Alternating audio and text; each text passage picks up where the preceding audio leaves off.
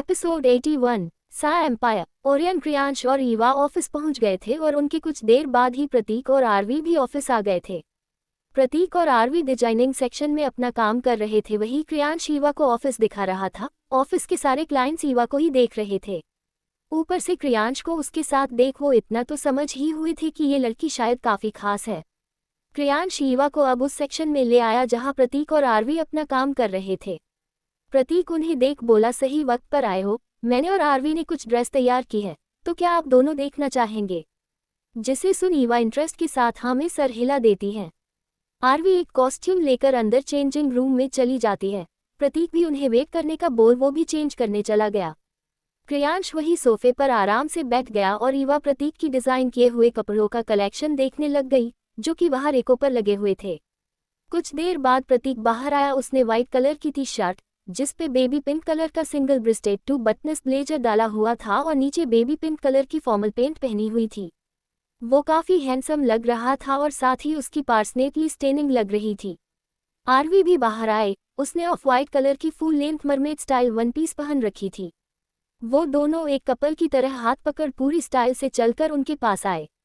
ईवा और क्रियांश तो उन्हें देखते ही रह गए। क्रियांश, भाई लगा नहीं था तू इतना अच्छा भी दिखता है, और आरवी तुम तो कमाल की लग रही हो। उसके कॉम्प्लीमेंट को सुन प्रतीक की आंखें छोटी हो गई। वही आरवी शर्माते हुए हंस देती है। ईवा अपने हाथों से परफेक्ट का इशारा करके बोली, तुम दोनों काफी अच्छे लग रहे हो, कमाल की डिजाइन है। जिसे सुन प्रतीक हल्का झुक आदर से बोला, थैंक्स फॉर कॉम्प्लीमेंट। क्रियांश अपने फोन को निकाल कर बोला, रुको मैं तुम दोनों का एक पिक लेता हूँ। जिसपे प्रतीक और आरवी एक अच्छा सा कपल पोज देते हैं। आहूजा एम्पायर। अब्रम अपने कैबिन में बैठा था, तभी गेट खुला और अद्वैत अंदर आया। वो अब्रम के सामने बैठते हुए बोला, क्या सोच रहा है भाई श्रीविका के बारे में? जिसपे अब्रम, मतलब कुछ भी, मैं क्यों सोचूंगा? अद्वैत हंसते हुए बोला, छुपाने की कोशिश मत कर यार। फिर एक बार गेट खुला और कर्निश अंदर आया। वो काफी खोया हुआ वो उनके पास एक सीट पर बैठ गया। उसके चेहरे पर एक अलग ही चमक थी। उसे देख अब्रम और अद्वैत समझ गए थे कि वो इतना खुश और खोया हुआ क्यों है। वो दोनों उसे प्यार से देख रहे थे। उन्हें पता था कि कर्निश के लिए ये कितनी बड़ी खुशी है। बचपन से ये जिससे बात करना चाहता था वो आज पूरी हुई है। अब्रम कर्निश से बोला, तो कैसा फील हो रहा है तुझे? उसकी बात सुन कर्निश होश में आते हुए बोला, बहुत अच्छा भाई, आपको पता है आज पापा हंसे वो भी मेरी बात पर। आई कान से कि मैं कैसा फील कर रहा हूँ। आज जब उन्होंने मुझसे बात की तो मुझे लगा कि अब मुझे मेरी जिंदगी की सारी हैप्पीनेस मिल गई। ये बोल वो थोड़ा भावुक हो गया। उसकी आंखों में कुछ आंसू आ गए और वो बोलते बोलते रुक गया। अद्वैत और अब्रम समझ रहे थे कि कर्निश ने इस पल का कितना इंतजार किया है। अद्वैत उसके कंधे पर थपथपा कर बोला, इतना दुखी तो तू तब भी नहीं था जब शिव अंकल तुझसे बात नहीं करते थे। देख अब रो मत, वरना तू हमें हंसने पर मजबूर कर देगा। जिसे सुन अब्रम हंस दिया और कर्निश भी मुस्कुरा दिया। अद्वैत अब्रम से बोला, यार तुझे नहीं लगता जब से भाभी आई है हमारे घर में तब से सब कुछ अच्छा होने लगा है? मेरा मतलब 1 महीना हो गया है शशांक अभी तक किसी बिजनेस ट्रिप पर नहीं गया, वरना वो महीने महीने भर घर से बाहर बिजनेस ट्रिप पर रहता था। उसका गुस्सा भी काफी कम हो गया है। वो बदलने लगा जब से भाभी आई है। वो क्या, हमारे पूरे घर का वातावरण ही बदल गया। उसके कहने पर कर्निश और अब्रम हमें सर हिला देते हैं। कर्निश, वो हम सब का भी कितना ख्याल रखती हैं। भाई को उनसे अच्छी वाइफ और हम सबको उनसे अच्छी भाभी नहीं मिल सकती थी। आज मेरी खुशी का कारण भी भाभी है। जिसपे अब्रम अद्वैत हाँ में सर हिला देते हैं। तभी अब्रम का फोन बजा। अब्रम ने देखा स्क्रीन पर श्रीविका का नाम शो हो रहा था। जिसे वो उठा कुछ देर उससे बात करता है। बात सुनने में काफी फॉर्मल थी, शायद प्रोजेक्ट के ऊपर थी। उसने कॉल रखा और सामने देखा तो वो दोनों उसे ही देख रहे थे। अद्वैत शरारत से बोला, आज तो डेट पक्की है ना? उसकी बात सुन अब्रम उसे आंखें दिखा देता है। वो ये बात कर्निश के सामने कैसे बोल सकता है? कर्निश पानी पीते हुए बोला, फाइनली भाई अब आप डेट पर जा रहे हो, वरना जिस स्पीड से आप चल रहे थे उस हिसाब से तो इस जन्म में आपका डेट पर जाना नामुमकिन था। ये सुन अद्वैत हंसते हुए बोला, तुझे भी पता है, तूने बिल्कुल मेरे जैसा दिमाग पाया है। जिसपे कर्निश भी उसे हाई फाई देते हुए बोला, बिल्कुल, मैं तो देख कर ही बता सकता हूँ। अब्रम का तो दिमाग खराब हो गया था उन दोनों का भाईचारा देखकर।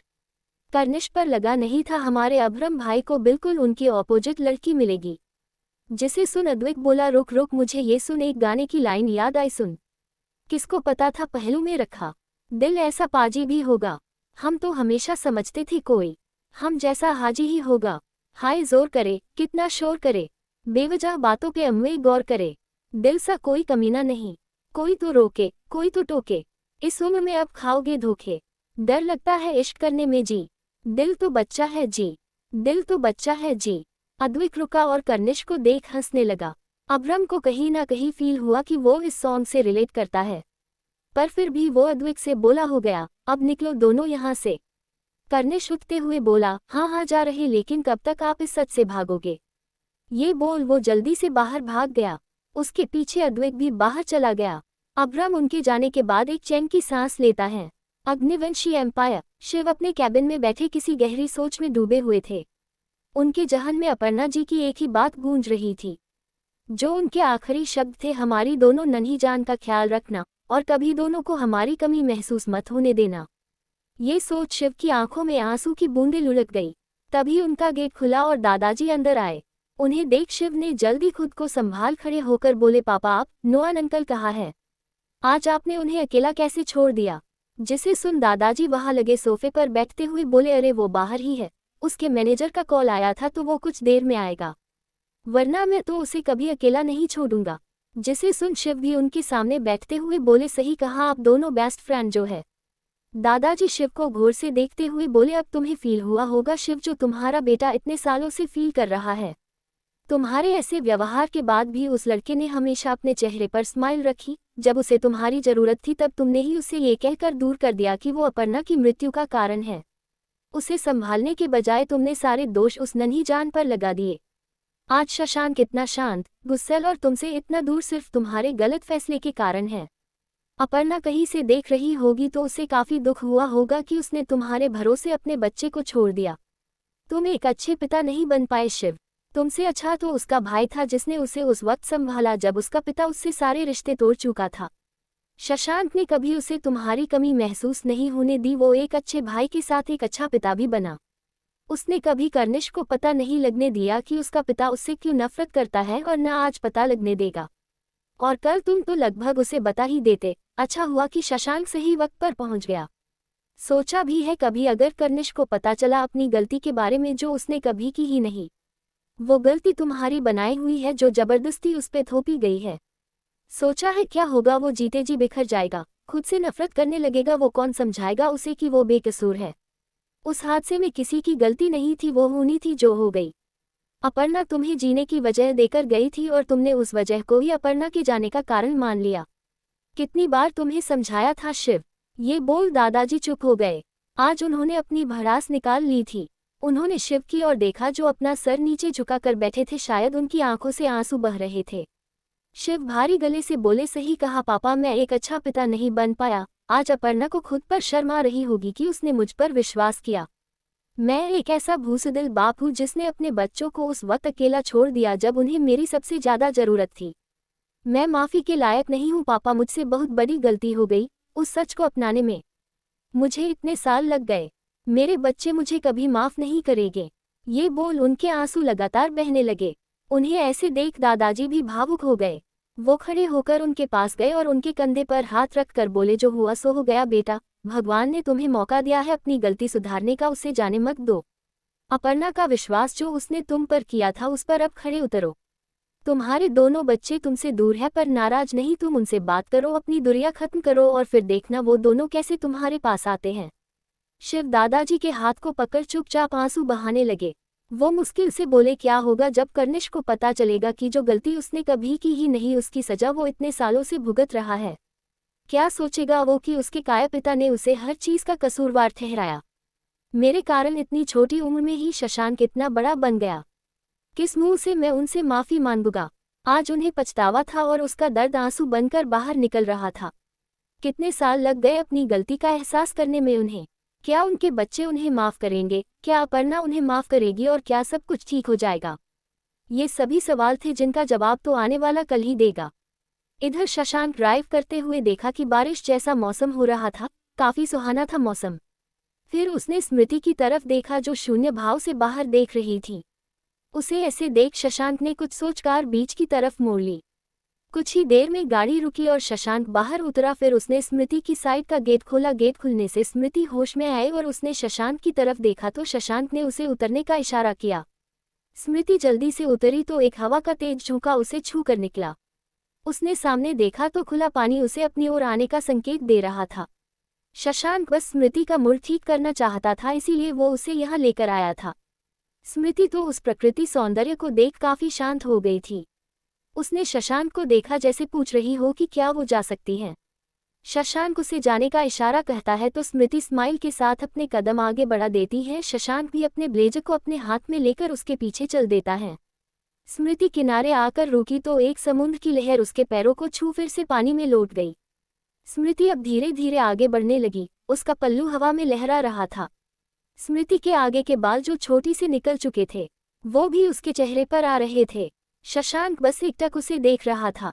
स्मृति एक कदम और आगे बढ़ती है तो उसका पैर फिसल गया, लेकिन वो गिरती उससे पहले शशांक ने उसे पकड़ लिया।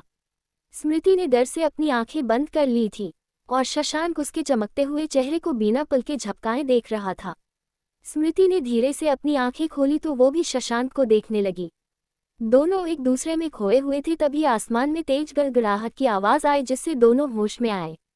स्मृति जल्दी से उससे दूर हो गई। वो आगे बढ़ गई, उसे काफी शर्म आ रही थी। वही शशांक भी अपने बालों में हाथ फेरते हुए इधर उधर देखने लगता है। उन दोनों को कुछ ही देर हुई थी कि तेज गर्जन के साथ बारिश होने लगी। ये बिन मौसम की बारिश थी जो शायद इनके लिए ही बरस रही थी। स्मृति बारिश में भीगते हुए पानी में खेलने लगती है। शशांक तो बस उसमें खोता जा रहा था। स्मृति की सारी पूरी उससे चिपक चुकी थी। उसके गीले बाल चेहरे से चिपक गए थे। शशांक तो उससे नजरें भी हटा नहीं पा रहा था। वो खोए हुए उसकी तरफ कदम बढ़ाने लगा। वो बिल्कुल उसके पीछे खड़ा था। स्मृति जैसे ही मुड़ी तो शशांक के सीने से टकरा गई। वो उससे दूर होने को हुई तो शशांक ने उसे कमर से पकड़ अपने बिल्कुल पास कर लिया। स्मृति की धड़कनें अचानक बढ़ गई। शशांक एकटक उसकी आंखों में देखे जा रहा था। वो हल्का आगे बढ़ा और उसके फोरहेड पर एक प्यारी सी किस कर दी। स्मृति के हाथ शशांक की शर्ट पर कस गए। उसकी आंखें अपने आप बंद हो गई। शशांक के स्पर्श से उसका दिल शोर करने लगा। शशांक को भी आज सुकून का आभास हो रहा था। दोनों एक दूसरे में खोए हुए थे। ये उन दोनों की पहल थी जिसमें दोनों खो चुके थे। एपिसोड 82। सुबह का वक्त। मैन हॉल में दादाजी बैठे न्यूज़पेपर पढ़ रहे थे। शशांक सीढ़ियों से नीचे आया तो उसका ध्यान किचन से आती हंसी पर गया। आवाज सुन वो पहचान गया कि एक उसकी अर्धांगिनी है और दूसरे उसके पिताजी। उसने हल्के से कदम उस तरफ बढ़ाए तो उसने देखा कि स्मृति एक चेयर पर बैठी है और शिव नाश्ता बना रहे हैं। ये देख वो काफी हैरान हुआ। वो उन्हें इग्नोर कर दादाजी के पास बैठ गया। उसे देख दादाजी बोले, क्यों हैरान रह गए ना अपने पिता को देखकर? ये सब मेरी बहू का कमाल है। शशांक ने उनकी बात का कोई जवाब नहीं दिया। वो अपने फोन में घुसा हुआ था। जिसे देख दादाजी बोले, कब तक शशांक ऐसे ही भागते रहोगे? जब अंधेरे में रोशनी दिखे तो उसकी ओर बढ़ना चाहिए, ना कि उससे दूर भागना चाहिए। स्मृति एक ऐसा दिया है जो खुद जलाकर दूसरों को रोशनी देता है, इसलिए ये हमेशा तुम्हारा कर्तव्य रहेगा कि तुम उस दिए की रोशनी कभी कम नहीं होने दोगे। जिस तरह उसने हमारे सुख दुख को अपना बना लिया है, उसी तरह अब तुम्हारी बारी है उसे वो सारी खुशियां दो जो वो सच में डिजर्व करती है। शशांक को उनकी बात काफी हिट कर गई। अब तो वो स्मृति से प्यार करने लगा था, लेकिन वो खुद को रोक रहा था। अब जब दादाजी ने उसे ये कहा तो वो कुछ सोचने लगा। अब वो क्या सोच रहा है ये तो वही जाने। उसे खोया हुआ देख दादाजी मुस्कुरा दिए। इधर किचन में स्मृति खड़े होते हुए बोली, अब हम कर लेते हैं ना पापा? जिसे सुन शिव बोले, अरे तुम आराम से बैठो बेटा, आज तुम मेरी कुकिंग देखो। तुम्हें पता है जब भी मैं खाना बनाता था तब अपर्णा और पापा कुछ बोलते ही नहीं थे। जिसे सुन स्मृति बोली, क्यों वो आपसे डरते थे? उसके पूछने पर शिव बोले, अरे नहीं नहीं, उन लोगों का खाने में इतना ध्यान होता था कि वो लोग सिर्फ खाते रहते थे, बोल कुछ नहीं पाते थे। जिस पे स्मृति हंस दी। शिव आगे बोले, मैं जब भी कुछ बनाता हूँ ना तब मेरे खाने की खुशबू पूरे घर में फैल जाती है। तुम खाओगी ना तब तुम भी कहोगी मेरे जैसा खाना कोई बना ही नहीं सकता। वो अपनी तारीफ के पुल बांधे जा रहे थे। वो ऐसे ही कोई ना कोई पुरानी बात स्मृति को बता रहे थे, जिसे सुन स्मृति को काफी हंसी आ रही थी। वो दोनों ऐसे ही हंसते हंसते बातें कर रहे थे। इधर बाहर सभी लोग अब हॉल में आ गए थे। सभी के चेहरे पर सुबह सुबह हैरानी थी और इस हैरानी की वजह शिव थे। इतने सालों में पहली बार सब ने उन्हें किचन में देखा था, वो भी इतनी खुशी के साथ। सभी की नजरें किचन के गेट पर ही अटकी हुई थी। तभी स्मृति किचन से नाश्ता लेकर बाहर आए और टेबल पर जमाने लगी।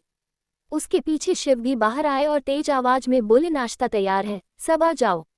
उनके खूसमिजाज चेहरे को देख सभी को झटके पर झटके मिल रहे थे। कुछ देर बाद सभी नाश्ता करने साथ बैठे थे। शिव सभी को खाना सर्व करके बोले, खाना शुरू करो। जिसे सुन सभी खाना खाने लग जाते हैं। स्मृति ने खाना खाया तो उसने महसूस किया कि शिव काफी अच्छा खाना बनाते थे। उनके खाने की खुशबू पूरे घर में फैल गई थी। प्रियांश, अंकल क्या खाना बनाया है आपने? प्रतीक, ये आपने पहले कभी क्यों नहीं बताया कि आप इतना अच्छा खाना बनाते हो? उनकी बात सुन शिव मुस्कुराने लगे। सभी काफी खुशी के साथ खाना खा रहे थे। शिव चावल की एक डिश सभी को सर्व करते हुए कर्निश और शशांक की तरफ देखते हुए बोले, तुम्हें पता है ये चावल के पराठे तुम्हारी माँ के फेवरेट थे। ये सुन कर्निश घोर से उन चावल के पराठे को देखने लगा। वही शशांक बिना कुछ कहे उन्हें खाने लग गया। वो काफी स्वादिष्ट थे। कुछ देर बाद सभी नाश्ता कर मेन हॉल में बैठे थे। दादाजी शिव से बोले, कुछ कहा राजेश ने? कब तक आने का विचार है उसका?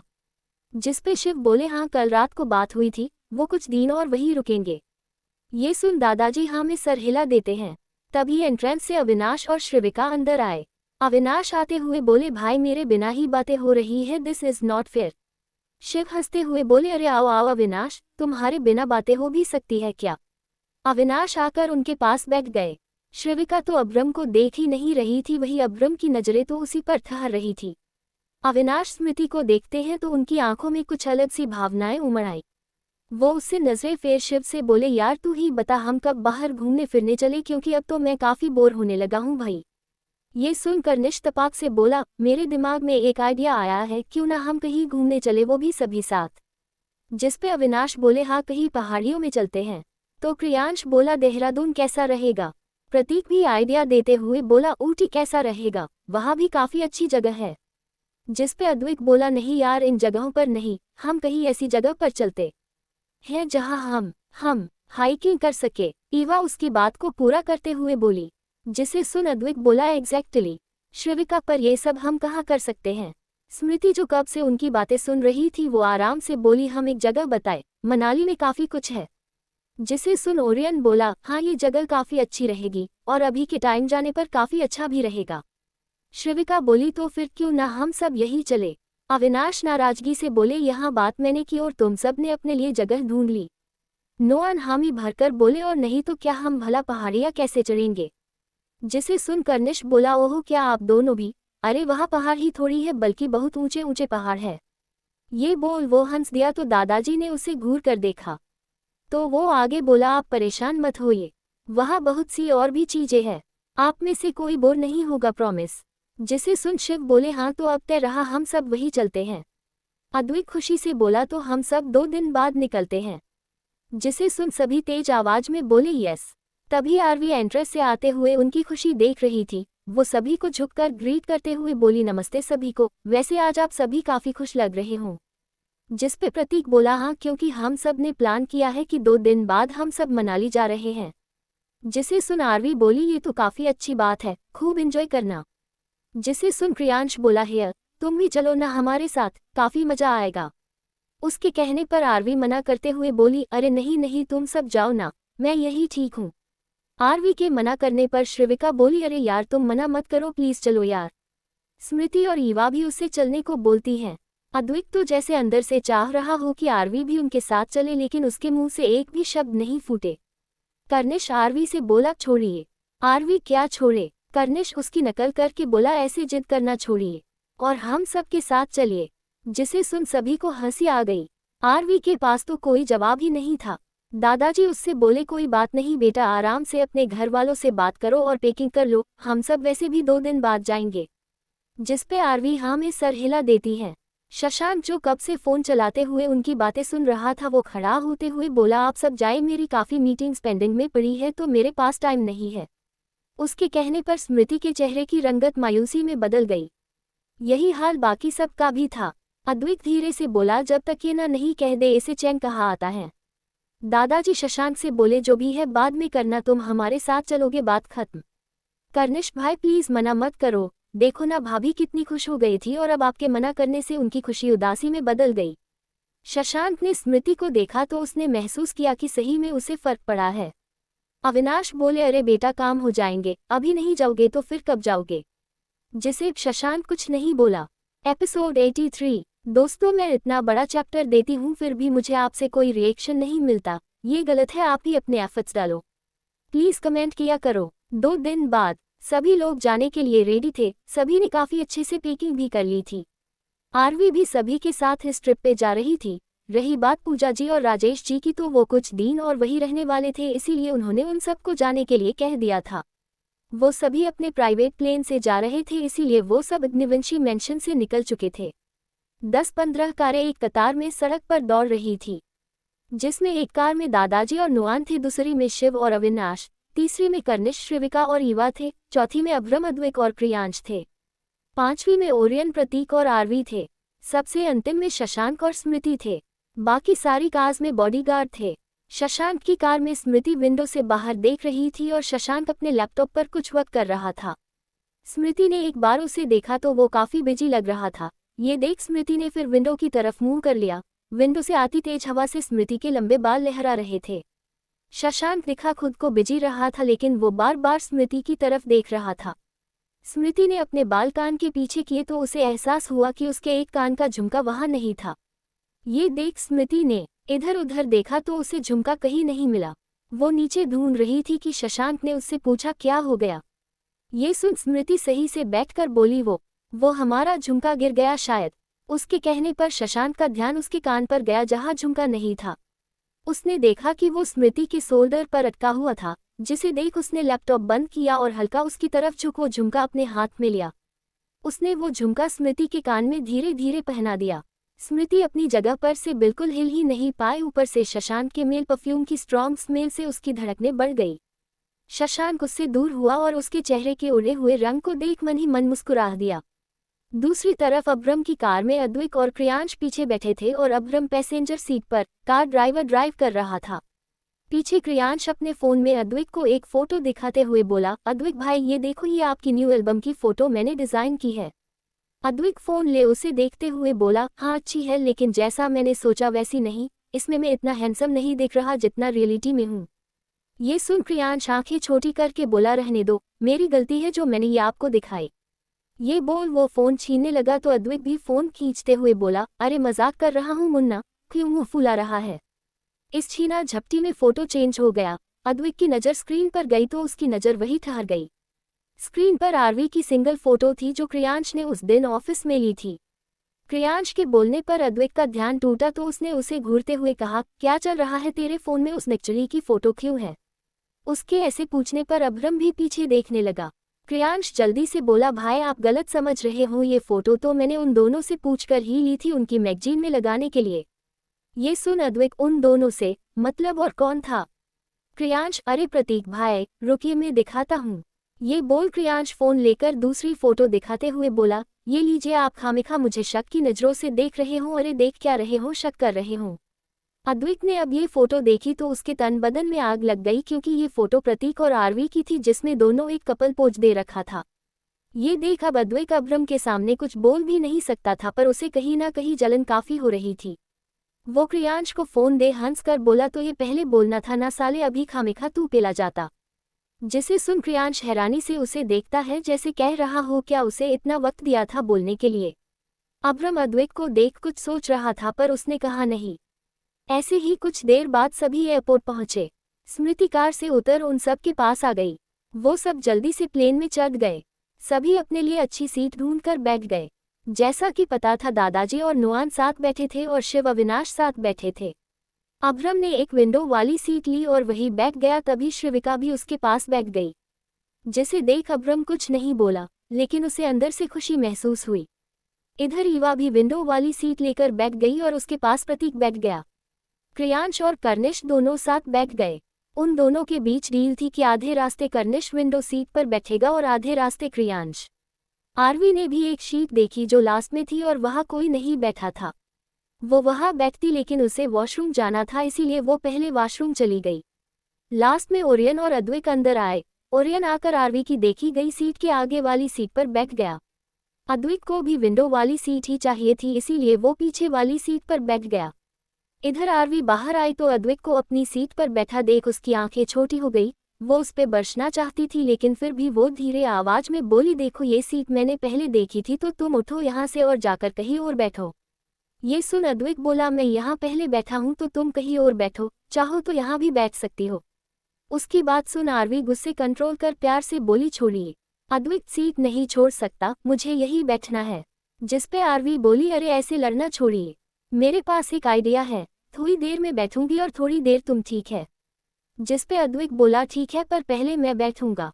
ये सुन आरवी बोली, ये गलत है, एक तो मैं तुम्हें यहाँ बैठने दे रही हूँ और ऊपर से तुम पहले बैठना चाहते हो। देखो प्लीज मुझे पहले बैठने दो।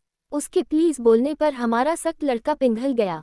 वो उससे बोला, अपनी बात से फ्लिप मत करना, समझी? जिस पे आरवी जल्दी जल्दी हाँ में सर हिला देती है। अद्विक सीट से उठ गया और साइड हो गया। आरवी जल्दी से विंडो सीट पर बैठ गई।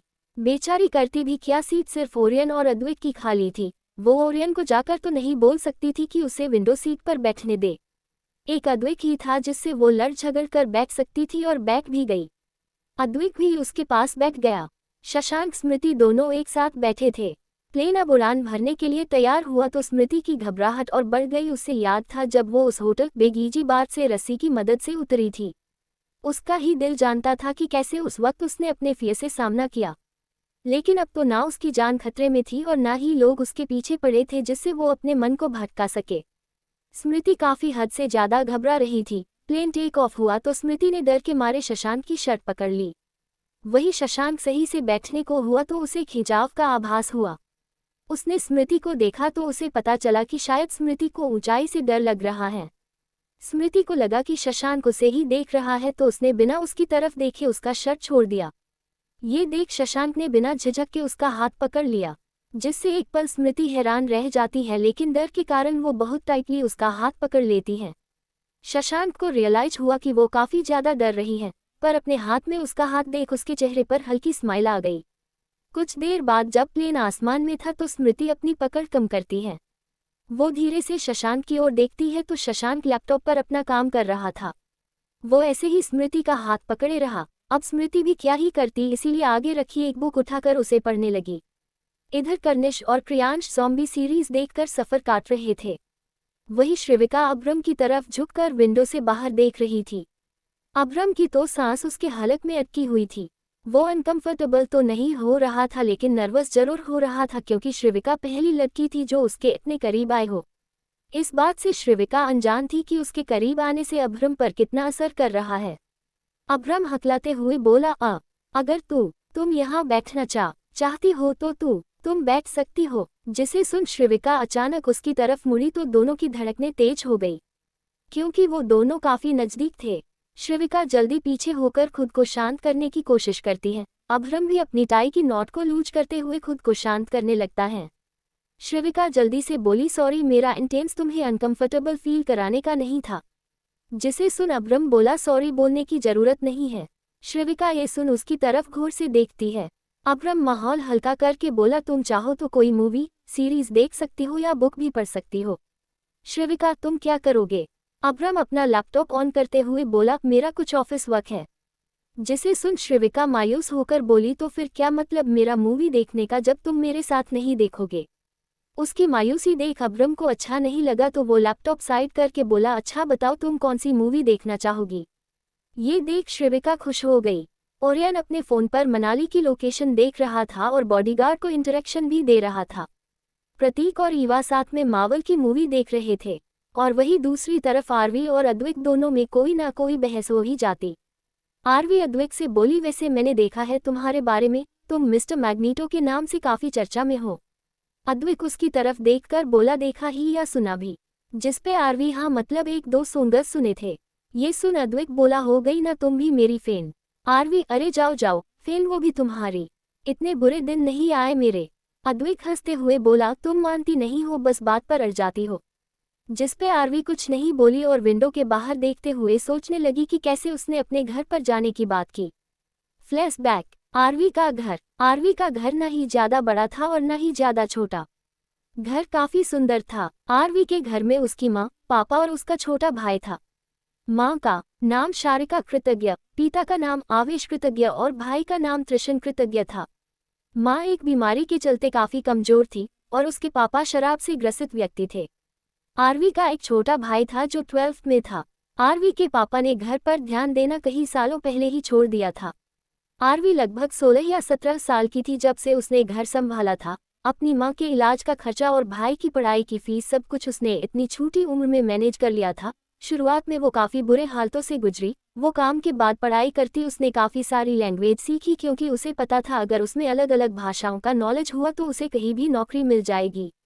आरवी घर आए और सीधा अपने माँ के रूम में गई। उसने देखा उसका भाई वही है। उसकी माँ कपड़े समेट रही थी। वो उनके पास बैठते हुए बोली, क्या यार माँ, मैंने कहा ना आप आराम किया करो, ये काम तो हमारा ये लाल भी कर सकता है। जिस पे त्रिशल मुंह बनाकर बोला, हाँ हाँ मैं हूं ना, सब कर लूंगा। आरवी हंसते हुए बोली, भाई साहब ने काफी कुछ किया है शायद आज। ज्यादा भोली मत बनो दीदी, आपको सब पता है। त्रिशल उसे घूरकर बोला। उसकी माँ कपड़े जमाते हुए हंसकर बोली, अब दोबारा शुरू मत हो जाना दोनों, पता ही नहीं चलता कब हंसते खेलते मारपीट पर उतर आते हो। ये सुन आरवी बेड पर फैलते हुए बोली, वैसे माँ मुझे आपको कुछ बताना है। उसकी माँ उसके पास बैठ गई तो आरवी ने उनकी गोद में सर रख लिया। शारिका उसके सर पर हाथ फेरते हुए बोली, कहो क्या कहना है। जिस पे आरवी बोली, मेरे जो प्रतीक सर है ना, उनकी पूरी फैमिली घूमने मनाली जा रही है तो उन्होंने मुझे भी साथ चलने को कहा। जिस पे उसकी माँ बोली, और तुमने क्या कहा। आरवी, मैंने कुछ कहा नहीं लेकिन सोच रही हूँ मना कर देती हूँ। उसके कहने पर त्रिशल बोला, दीदी ये क्या उल्टा पुल्टा सोच रही हो, आपको चुपचाप जाना चाहिए। जिस पे उसकी माँ बोली, देखो आरवी, कब तक तुम सिर्फ हमारे बारे में सोचोगी, अभी मौका मिला है तो घूम आओ, और वैसे भी वो सब लोग काफ़ी अच्छे हैं। आरवी, लेकिन माँ त्रिश के भी एग्जाम आने वाले हैं, ऐसे में मैं चली जाऊंगी तो उसकी पढ़ाई पर असर पड़ेगा।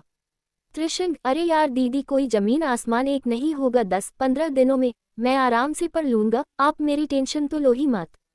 आरवी, चुप रह तू, तेरी टेंशन कौन ले रहा है, मुझे तो माँ की फिक्र है। शारिका, अरे मैं बिल्कुल ठीक हूँ, डॉक्टर ने कहा ना, और अगर कुछ हुआ तो भी त्रिश है ना, तू बस जा। आरवी कुछ देर सोचकर बोली, पक्का ना। जिस पे त्रिश और शारिका साथ बोले, हाँ भाई पक्का। ये बोल तीनों हंसने लगे। त्रिश बोला, दीदी प्लीज आप मिस्टर मैग्नीटो सर से भी बात करवा देना, मुझे तो अभी भी यकीन नहीं होता कि आप उनके ही घर में काम करती हो। जिस पे आरवी उसे घूरकर बोली, तुझे कितनी बार बोला है, उसका नाम अद्वैत अग्निवंशी है और वो एक नंबर का नेक्चरा है। त्रिशल अपने फोन में उसका नाम सर्च कर उसका कॉन्सर्ट बताते हुए बोला, नेक्चरा मत बोला दीदी, वो काफी स्वीट है, एक बार देखो। आरवी की नज़र स्क्रीन पर गई तो उसे यकीन नहीं हुआ कि ये वो ही अद्वैत है जिससे वो रोज लड़ती है। वो मन में बोली, इसमें तो इतना हैंडसम दिख रहा है तो क्या ये जब मेरे सामने आता है तभी चिरकुट जैसा दिखता है। ये सोच वो त्रिशल के हाथ से फोन लेकर और वीडियो देखने लगी। एपिसोड 84। प्लेन में स्मृति बुक पढ़ते बोर हो गई, उसे नींद आने लगी। ऊपर से शशांक ने उसका हाथ अभी भी पकड़ रखा था। स्मृति पीछे सिर टिकाकर नोवेल पढ़ने लगी और धीरे धीरे उसकी आंखें बंद हो गई। उसे पता भी नहीं चला और वो शशांक के कंधे पर सर रखकर सो गई। शशांक को जब अपने कंधे पर भार महसूस हुआ तो उसने स्मृति की तरफ देखा जो सोते हुए और मासूम लग रही थी। उसने उसके हाथों से नोवेल लेकर साइड रख दी और अपने ब्लेजर से स्मृति को कवर कर लिया। स्मृति को तकलीफ ना हो इसीलिए वो बिल्कुल आराम से बैठ उसे सोते हुए देखने लग गया। इधर अब्रम श्रीविका को देख रहा था जो आधी मूवी में ही उसके शोल्डर पर सर रख कर सो गई। वो सोते हुए कितनी शांत लग रही थी। श्रीविका ने अपने दोनों हाथों से अब्रम के एक हाथ को पकड़ रखा था, जिसे देख अब्रम के चेहरे पर एक प्यारी सी मुस्कान थी। इधर प्रतीक और ईवा अब उस मार्वल मूवी की एंडिंग पर डिस्कस कर रहे थे। प्रतीक, कितनी बेकार एंडिंग थी यार, ऐसा कोई करता है क्या। ईवा, अरे मार्वल मूवी में यही होता है, उसमें किसी की हैप्पी एंडिंग नहीं होती। प्रतीक, फिर भी यार इसकी एंडिंग सही नहीं की, अच्छी स्क्रिप्ट नहीं बन रही थी तो मुझसे बात करते। ये सुन ईवा हंसने लगी। तभी उनके पास एक एयर होस्टेस आए और उन्हें ग्रीट करते हुए बोली, what would you like to have. तो इस पे प्रतीक और ईवा साथ बोले, डार्क कॉफ़ी। जिसे सुन एयर होस्टेस उन्हें मुस्कुराते हुए कॉफ़ी सर्व कर देती है। इधर आरवी जो कब से विंडो से बाहर देख रही थी, जिसे देख अद्वैत बोला, तुम यार कब से बाहर क्या देख रही हो। जिस पे आरवी उसकी तरफ मुड़ते हुए बोली, तो क्या तुम्हें देखूं जो बिल्कुल देखने लायक नहीं है। उसके ऐसे बोलने पर अद्वैत तिरछा मुस्कुरा कर बोला, अगर तुम देखो तो काफ़ी कुछ देखने लायक है। जिस पे आरवी उसे घूर कर देखती है। कुछ ही देर हुई थी कि आरवी को नींद आ गई। वो सीट से टक लगा कर सो गई थी, जिससे उसके बाल साइड हो गए। अद्वैत ने उसकी तरफ देखा तो उसकी नज़र आरवी के सुंदर कॉलर बोन पर पड़ी। जिसे देख उसने जल्दी नजर घुमा ली। अब वो क्या ही करता, उसने अपने ब्लेजर को खोल उसे उड़ा दिया। दूसरी तरफ प्रयागराज, स्मृति का घर। निहारिका आंगन में बैठकर एप्पल खा रही थी और उसकी माँ मीन का दाल साफ कर रही थी। निहारिका बोली, माँ तुझे नहीं लगता हमने स्मृति के साथ काफी गलत किया? नहीं मतलब देखा जाए तो उसने हमेशा मेरी मदद की, मेरे काम किए, इनफैक्ट मेरी सारी गलतियां भी उसने अपने सर ले ली। ये बोलते बोलते उसे स्मृति के साथ बिताए पल याद आ गए और वो धीरे स्वर में बोली, अब तो मुझे उसकी याद आने लगी है। मेनका चिढ़ते हुई बोली, कोई बुरा नहीं किया उसके साथ, जितना हो सका उतना किया उसके लिए, और ऊपर से उस कलमुही ने क्या किया, भाग गई वहां से। ये सुन निहारिका बोली, एक तो तुम उसे कलमुही मत बोला यार, ऊपर से उस दिन मुझसे झूठ बोलकर मुझे भी अपनी साइड कर लिया। इतने दिन हो गए, पता नहीं कहाँ होगी वो। मैंने जो किया उसके लिए तो भगवान भी शायद ही माफ करे मुझे। आपकी बातों में आकर मैंने उसे ही घर से दूर कर दिया।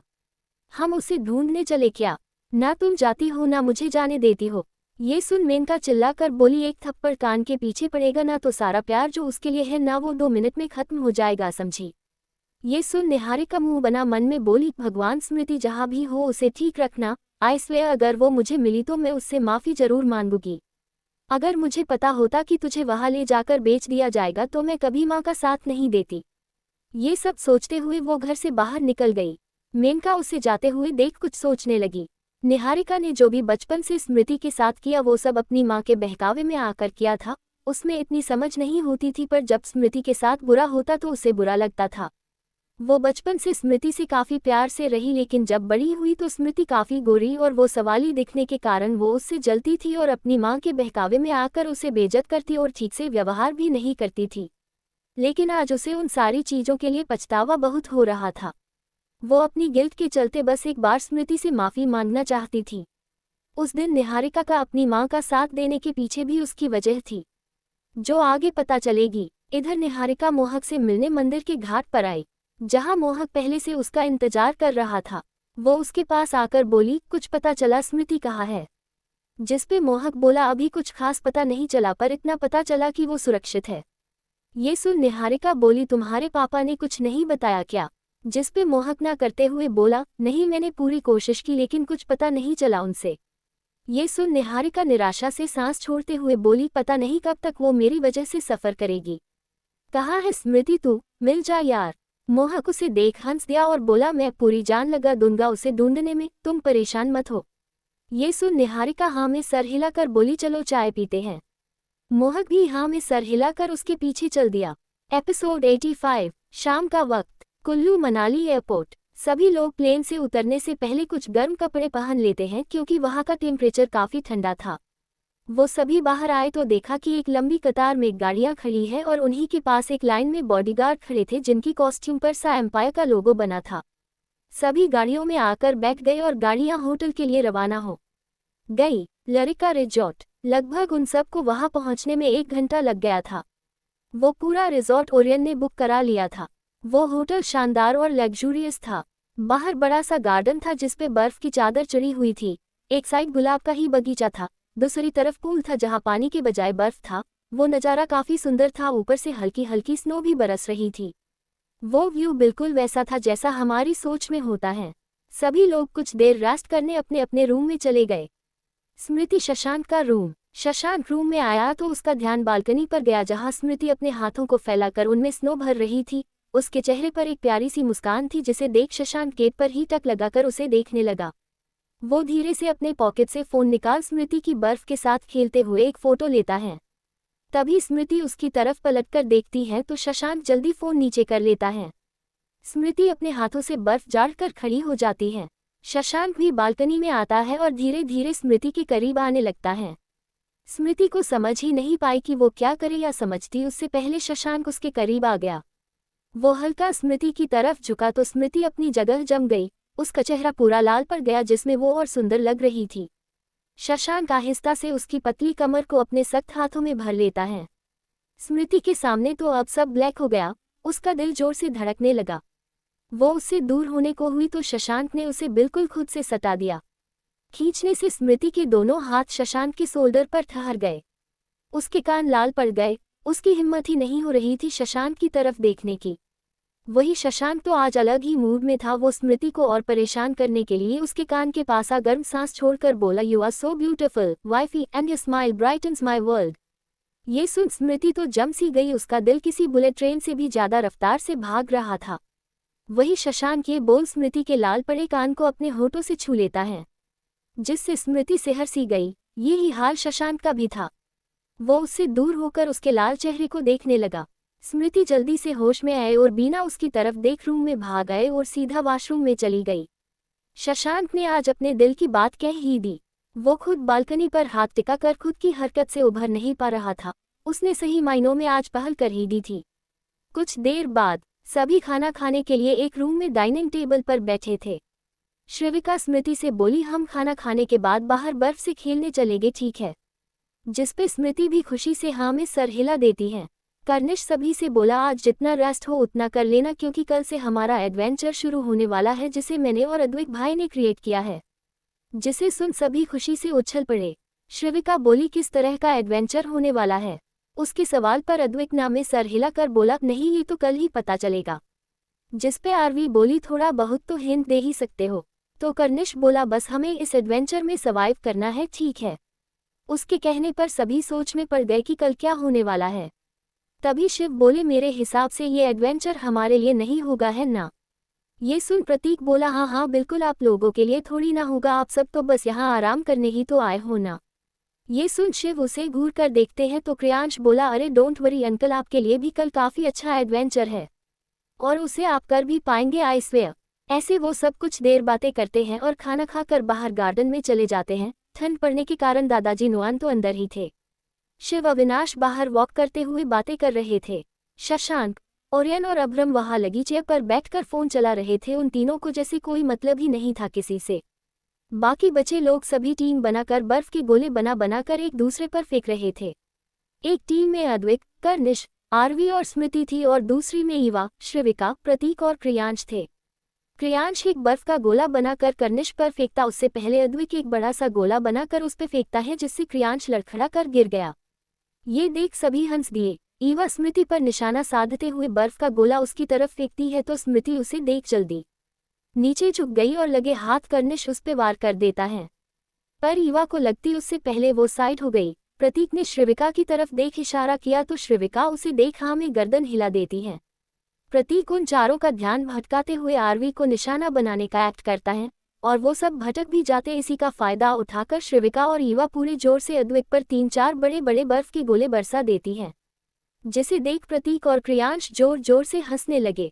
ये देख कर्निश उनपे जोर से एक बर्फ का गोला फेंकता है, जिसे देख वो दोनों साइड हो गए और वो गोला सीधा जाकर ओरियन को लगा। अचानक लगने से ओरियन के हाथ से फोन छूट गया। वही अभ्रम और शशांक का ध्यान भी उस पर गया। ओरियन गुस्से से उठ उनकी तरफ जाता है तो कर्निश अद्वैत के पीछे छुपते हुए बोला, अरे भाई माफ कर दो, मेरा आपको मारने का कोई इरादा नहीं था, वो बस गलती से हो गया।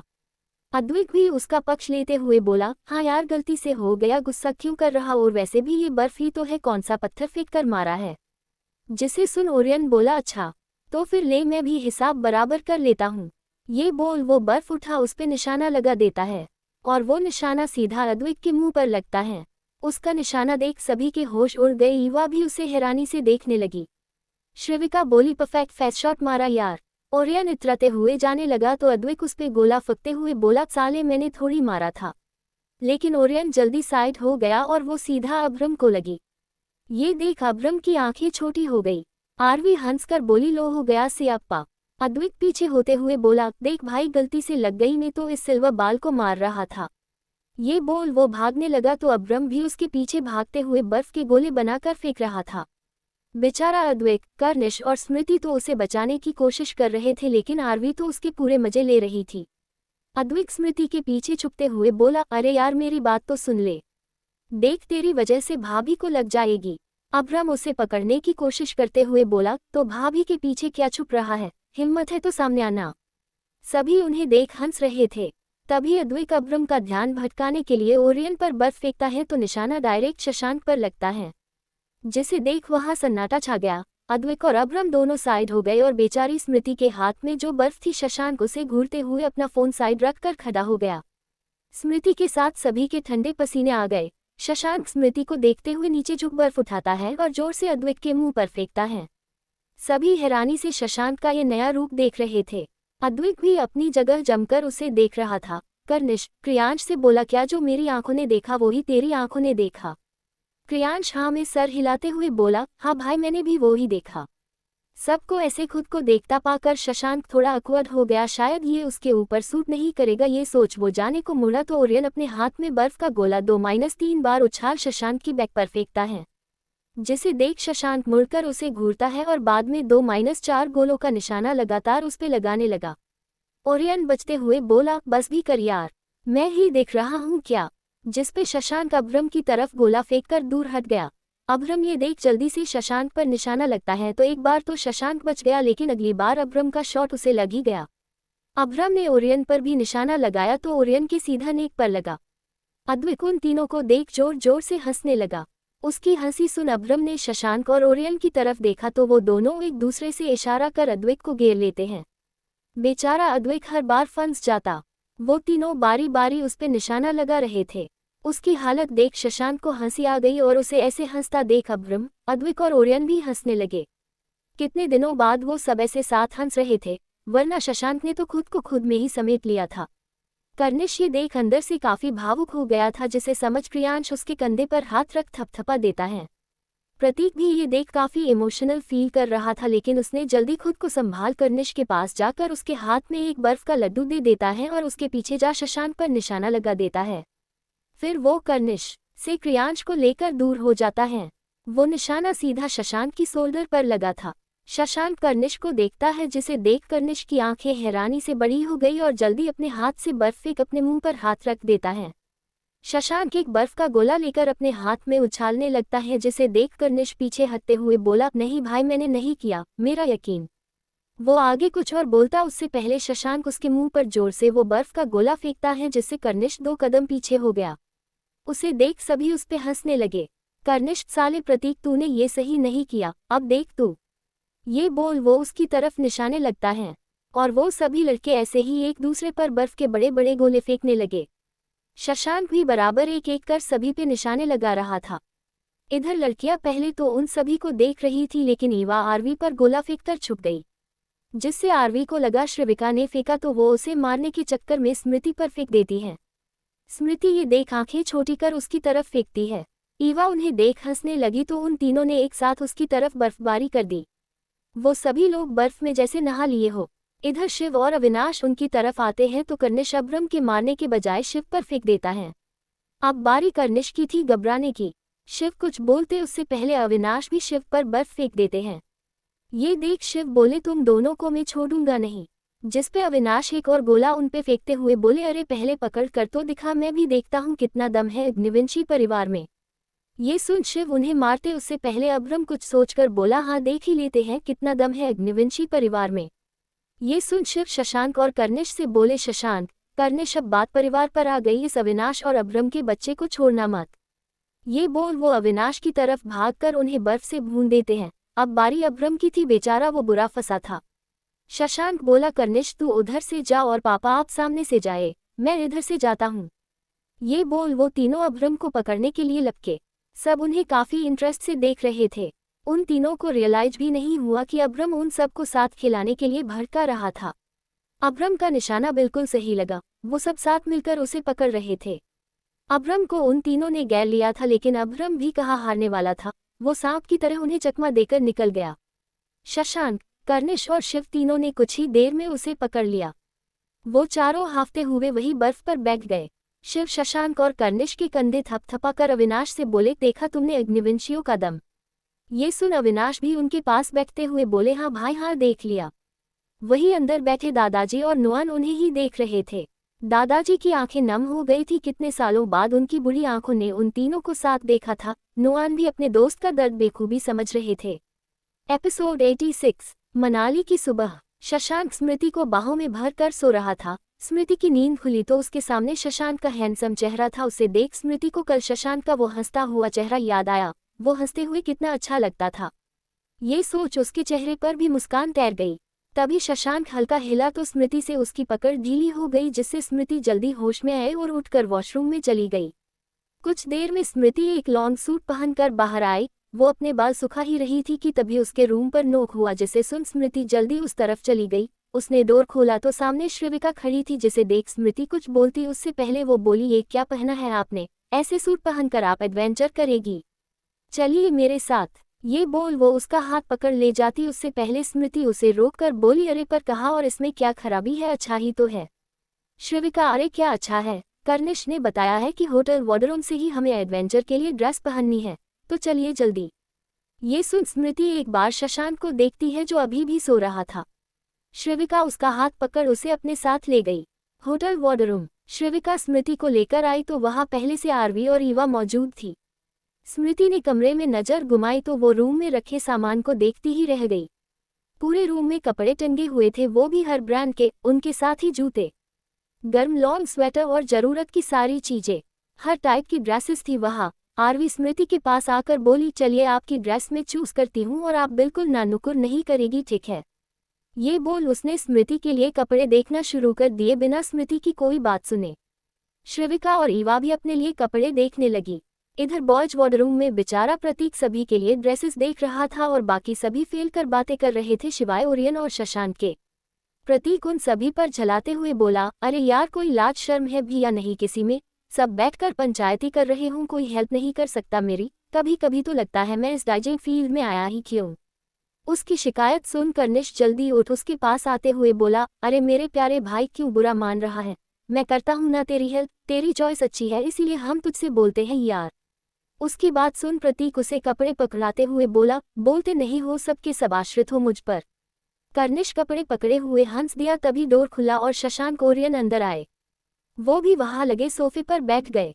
कुछ देर बाद सारे बॉयज तैयार थे। कर्निश ने डार्क ब्लू कलर की ट्रैकिंग पैंट पहनी थी और ऊपर डार्क ब्लू कलर का हुडी पहना था, जिसपे उसने डार्क ब्लू कलर की ही केप लगा रखी थी और ब्लू कलर के ही ट्रैकिंग शूज। ओरियन ने भी बॉटम ग्रीन ट्रैकिंग पैंट और ऊपर भी बॉटम ग्रीन कलर का हुडी पहना था और बॉटम कलर के ही ट्रैकिंग शूज। शशांक ने ब्लैक कलर की फॉकलाज ट्रैकिंग पैंट और ऊपर black high neck T shirt जिसपे ब्लैक ट्रैकिंग जैकेट पहना हुआ था जिसकी स्लीव्स फोल्ड की हुई थी और ट्रैकिंग ब्लैक शूज। अब्रम ने आर्मी ग्रीन कलर का ट्रैकिंग ट्राउजर पहना था जिसपे हाई नेक ब्लैक हॉट टी शर्ट और उसपे ओपन आर्मी शर्ट पहना था, साथ ही आर्मी शूज। अद्विक ने grey tracking trouser with grey tracking shirt पहना था जिसकी स्लीव्स फोल्ड थी। अंदर उसने गर्म टी शर्ट पहना था और साथ में ग्रे विथ व्हाइट कलर के शूज। प्रतीक ने बन ऑरेंज कलर का हाई नेक लॉन्ग जैकेट पहना था और अंदर black and white tie and dye T shirt पहना था, नीचे black and white tie and dye trouser पहना था और उनके साथ बन ऑरेंज ट्रैकिंग शूज। क्रियांश ने taxer bottom green open shirt पहनी थी और अंदर गर्म व्हाइट टी शर्ट, नीचे ब्लैक ट्रैकिंग पैंट और साथ में ब्लैक शूज। वो सभी लड़के काफी हॉट एंड हैंडसम लग रहे थे। उनकी ब्यूटी के बारे में सिर्फ सोचा जा सकता था, शब्दों में बयां करना मुश्किल था। वो सभी बाहर आए तो सामने से आती उन चार सुंदर सी लड़कियों पर उनका ध्यान गया। स्मृति ने ब्लैक कार्गो ट्रैकिंग पैंट पहनी थी, ऊपर black high neck long sleeve winter topper पहना था और ऊपर लॉन्ग ब्लैक कोट, पैरों में ब्लैक लोवर रेनेगेड शूज पहने थे। वो काफी अलग और सुंदर लग रही थी, देखकर लग ही नहीं रहा था कि ये वही स्मृति है जो हर वक्त उनकी आंखों के सामने रहती है। ईवा ने लेदर की डार्क ब्लू कलर की जीन्स पहनी थी जिसपे लॉन्ग ब्लैक शूज, ऊपर white high neck winter topper और उसपे ब्लू क्रॉप लेदर जैकेट पहना था। वो तो आज एक पूरी फॉरेनर लग रही थी और काफी सुंदर भी लग रही थी। श्रिविका ने grey high waist tracking pant पहनी थी जिसपे high neck lavender crop topper और उसपे लॉन्ग ग्रे कोट पहना था और पैरों में किंटार की शूज। आरवी ने ब्लैक एंड ग्रे कलर का टाई एंड डाई का चैंपियन ट्रैक ट्राउजर पहना था जिसपे हाई नेक उसी कलर की टाई एंड डाई का टॉपर पहना और जिसपे ब्लैक कलर का ओपन शर्ट पहना था। पैरों में ओबोज सिक्स शूज पहने थे। सभी लड़कियों ने अपने बालों की कोई ना कोई हेयर स्टाइल की थी, जैसे स्मृति ने अपने लंबे बालों फ्रेंच बड हेयर स्टाइल में बांधा था, श्रिविका ने मेसी बन बना रखा था, आरवी ने लूज पोनीटेल की थी और ईवा ने वेस्टर्न हेयर स्टाइल की थी। सभी ने ज्यादा मेकअप नहीं किया था, फिर भी वो सब सादगी में कहर ढा रही थी। शशांक तो स्मृति को देखते रह गया। स्मृति को शर्म भी आ रही थी तो उसने उसकी तरफ नजरें उठाकर तक नहीं देखा था। अब्रम की नजरें भी श्रिविका पर ही जम गई।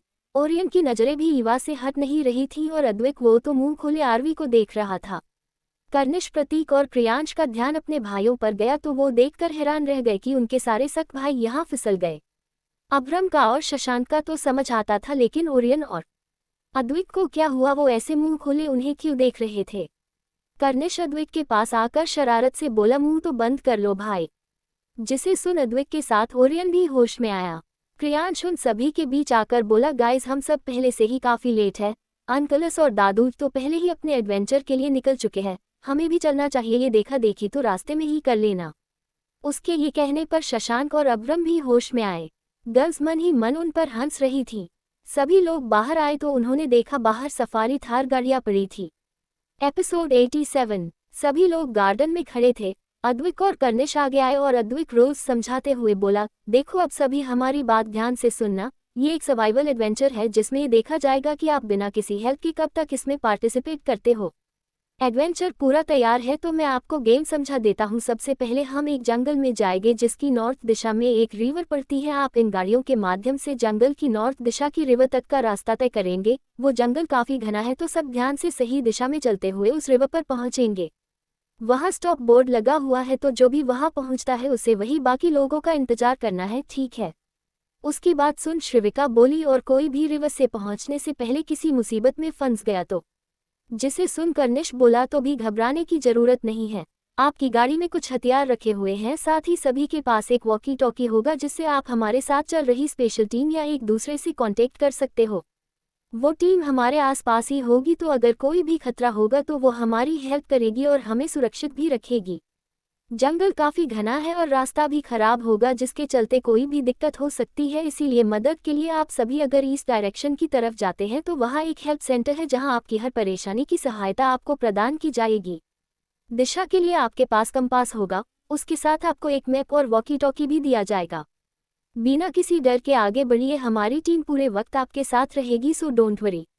उसकी बात सुन सभी एक्साइटेड हो गए, जिसे देख अद्विक बोला, ये सारे जो कर्निश ने बताए वो तो सभी आपके बेनिफिट्स थे, लेकिन जितना हो सके उतना टीम हेल्प से दूर रहना, क्योंकि ये सारा गेम सर्वाइव का ही है। तो दोस्तों पूरी जी जान लगा देना इस गेम में। जंगल खतरनाक है तो इससे टास्क मुश्किल होगा, तो सभी तैयार हो जाओ। उसकी बात खत्म हुई तो अंदर से कुछ बॉडीगार्ड उन सभी के द्वारा पैक किए हुए ट्रैकिंग बैग लेकर आए, जिन्हें देख कर्निश बोला, अब सभी लोग गाड़ियों में बैठ जाए, जिसके हिसाब से ये आपका बैग आपके साथ रख देंगे। जिसे सुन सभी जल्दी जल्दी बैठ गए। उन्होंने जानबूझकर शशांक और स्मृति को अकेली गाड़ी में बैठाया ताकि वो दोनों साथ टाइम स्पेंड कर सके।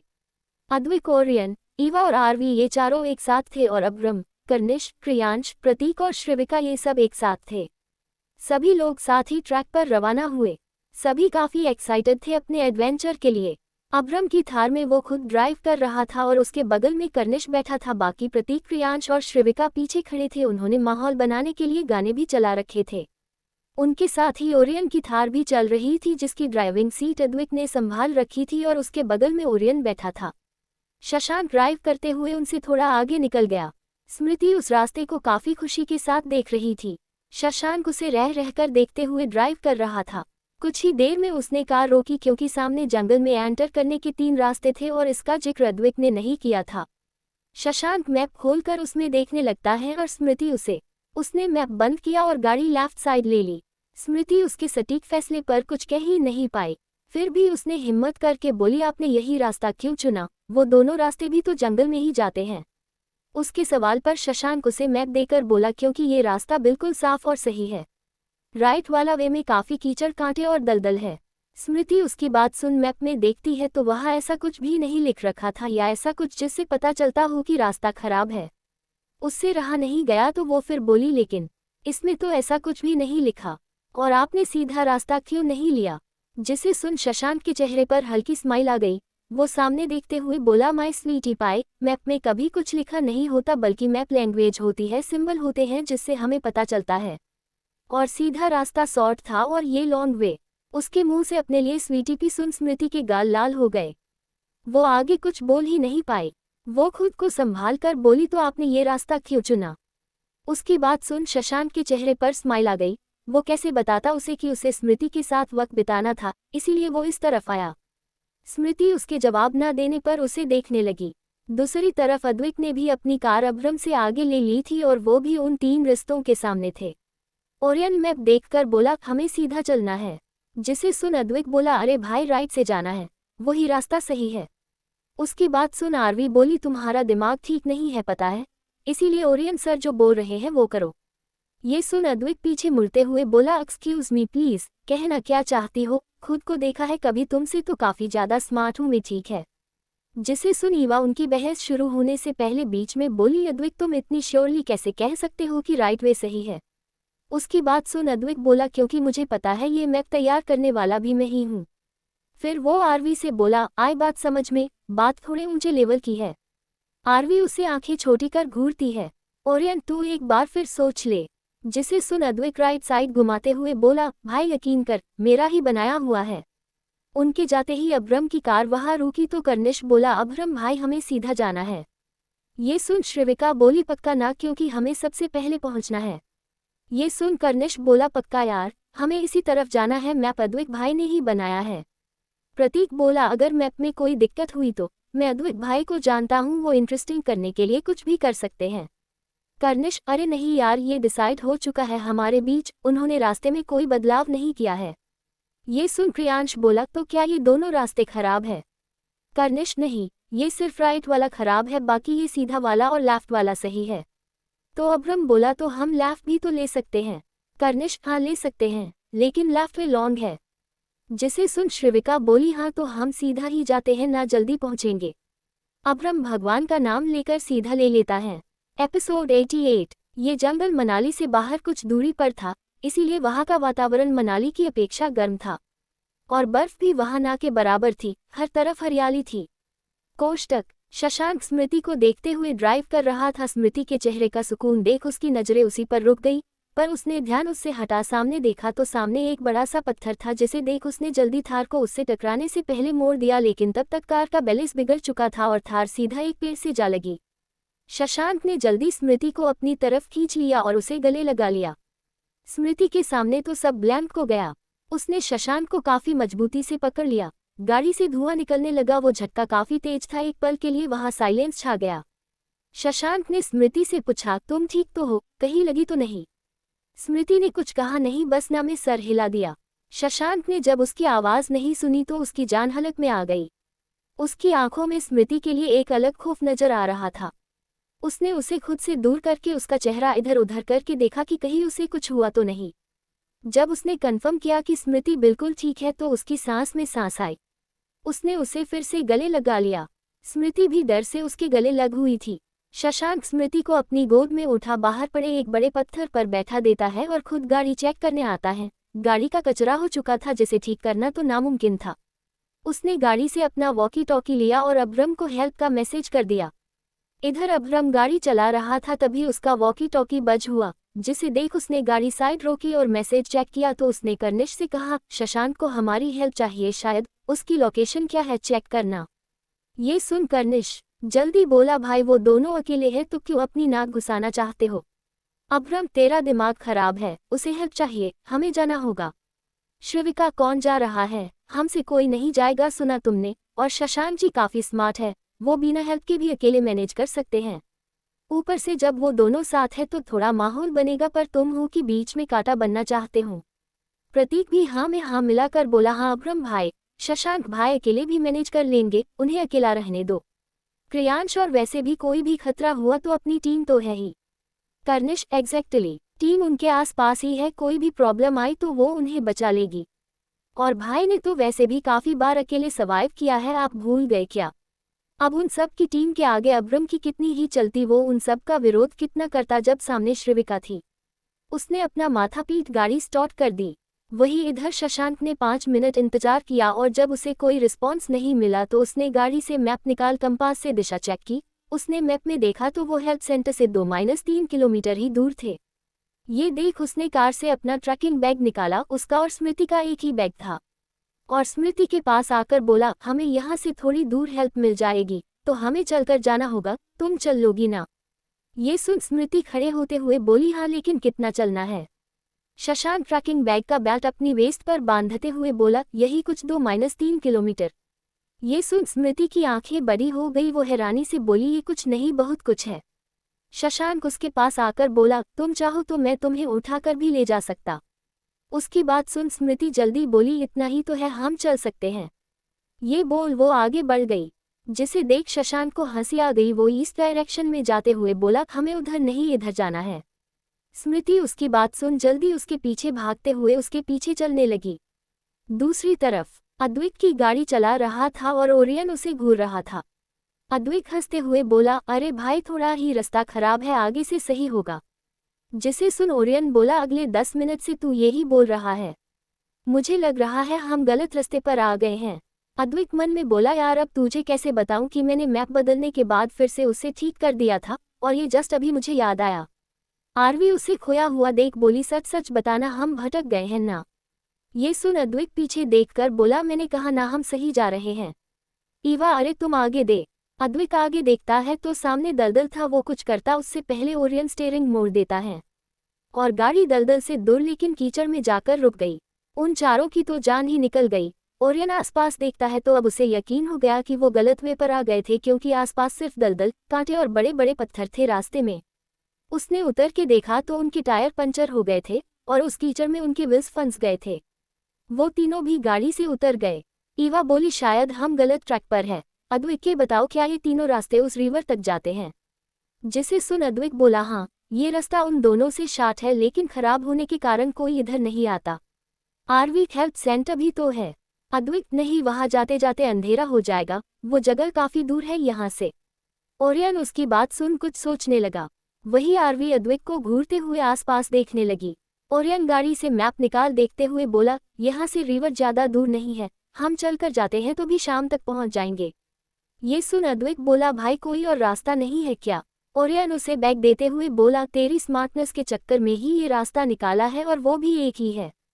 ये बोल वो सभी को अपने अपने बैग दे देता है। ओरियन दिशा देखते हुए आगे बढ़ गया। वो तीनों भी उसके पीछे चल दिए। एपिसोड 89। स्मृति शशांक को देख रही थी जो उससे 2 कदम आगे चल रहा था। उन्हें चलते हुए लगभग 1 घंटा हो गया था और शशांक ने कब से वो भारी ट्रैकिंग बैग उठाया हुआ था, जिससे उसे तो कोई फर्क नहीं पड़ रहा था, लेकिन स्मृति को ये अच्छा नहीं लग रहा था। वो उसे रोकते हुए बोली, रुकिए।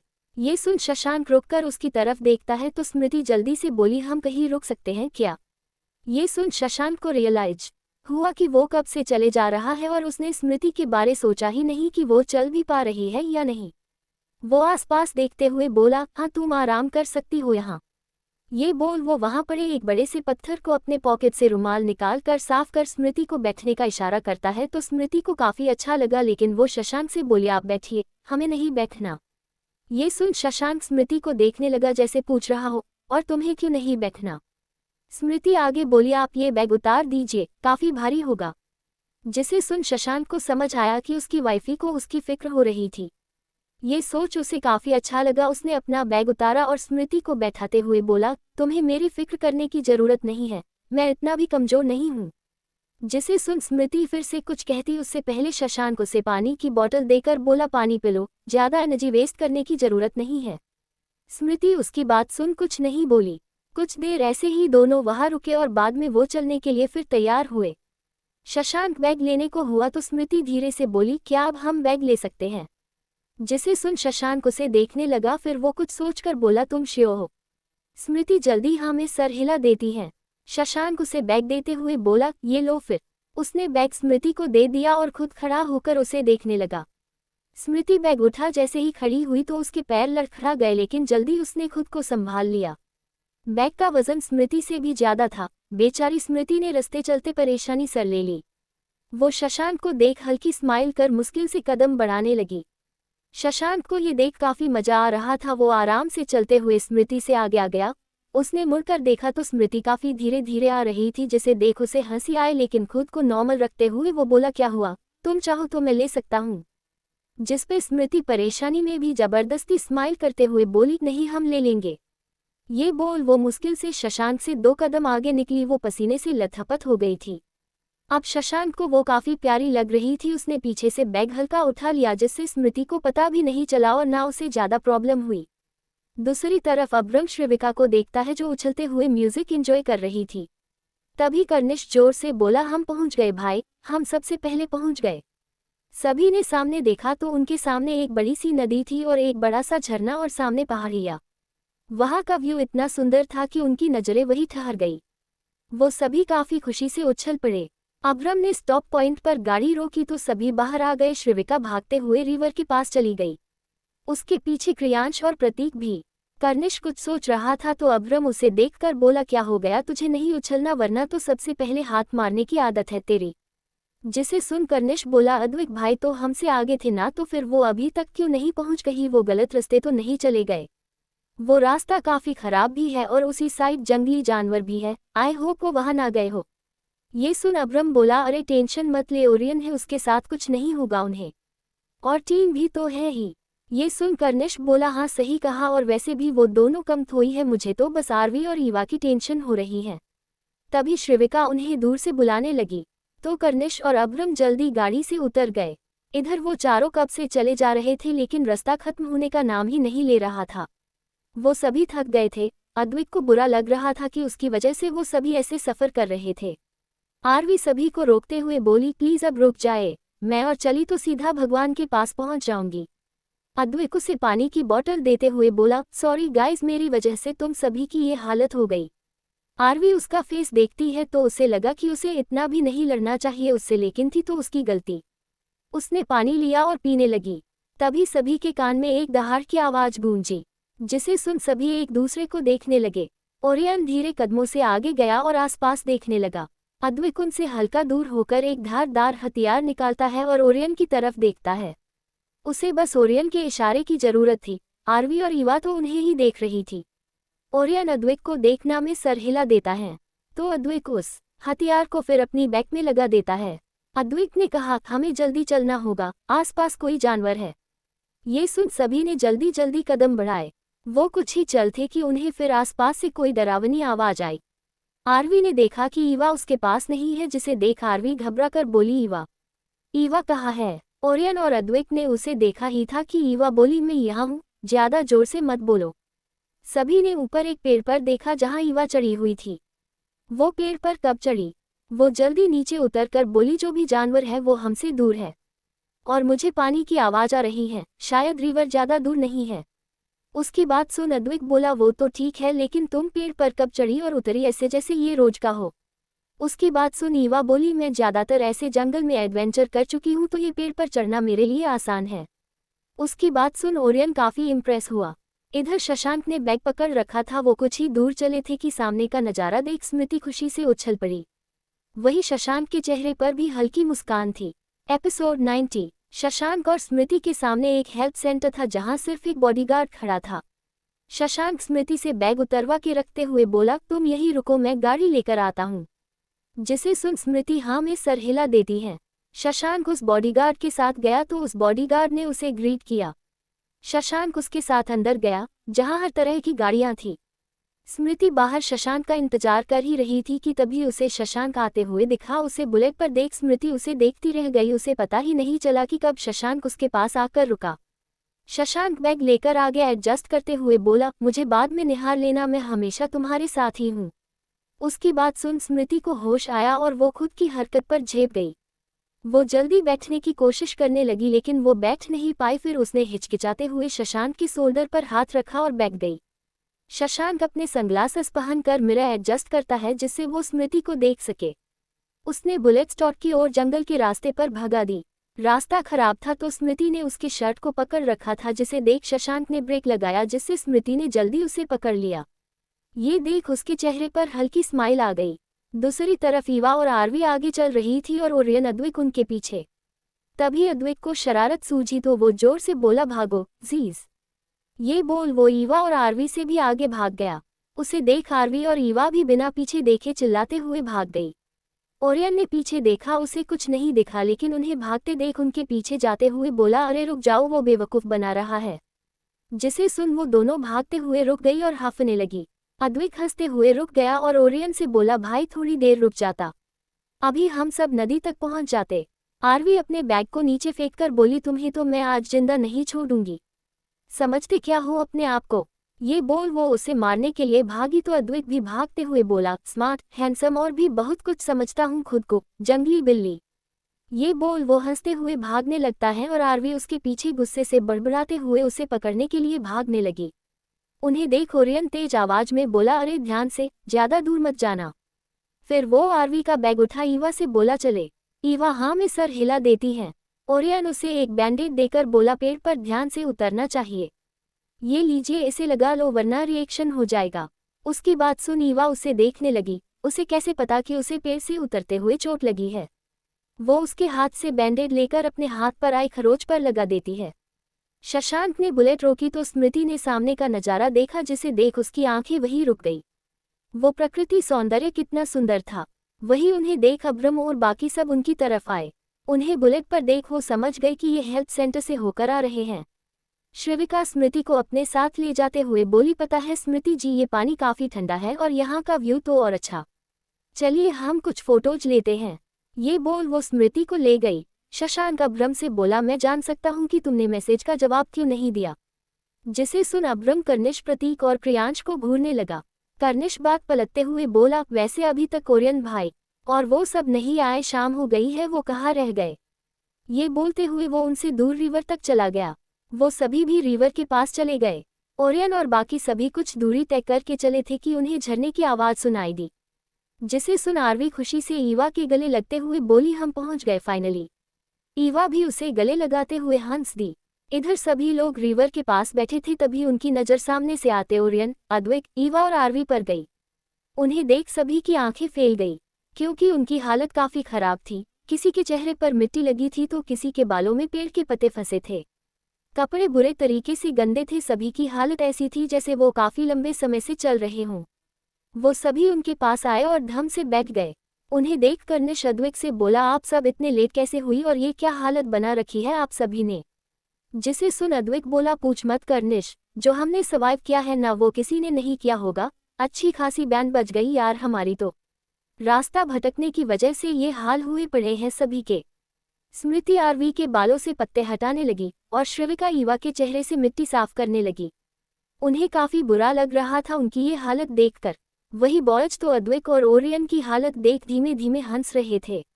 कर्निश अद्वैक से बोला, पर भाई आप रास्ता कैसे भटक गए जबकि मैप आपने ही बनाया था। जिसे सुन अद्वैक ने कसकर आंखें बंद कर ली। उसे भी अभी ही ये सवाल पूछना था। वही ओरियन, आरवी और ईवा उसे घूरने लगे।